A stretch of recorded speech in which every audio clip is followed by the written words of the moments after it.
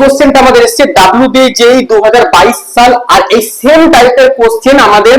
JEE main 2025 সাল বা NEET 2024 সাল, এই টাইপের কোশ্চেন আমরা প্রায় প্রতি বছরই ফেস করি।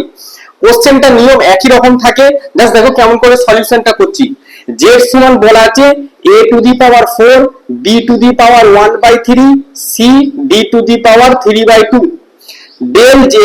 বাই z, এটাই আমাকে বের করতে হবে পার্সেন্টেজ আকারে। ডেল z বাই z এটা হবে 4 del a by a plus 1/3 টা আগে নামবে, তো 1/3 ডেল b বাই b হলো প্লাস c টা নিচে আছে,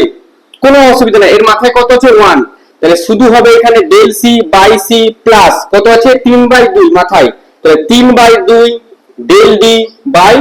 d হলো। এবার শুধু মান পুট করা, 4 গুণ a, এর পার্সেন্টেজ কত বলেছে 4%, তো এখানে 4 বসালাম প্লাস 1 এর 3 গুণ del b by b, del b বলেছে 2%, তো এখানে 2 বসালাম plus del c by c, del c by c বলেছে 3%, 3 প্লাস 3/2 গুণ ডেল d বাই d সেটা বলেছে 1%, 1% বসালাম। এরপরে যা শুধু ক্যালকুলেশনটাই বাকি আছে, 4 4 16 প্লাস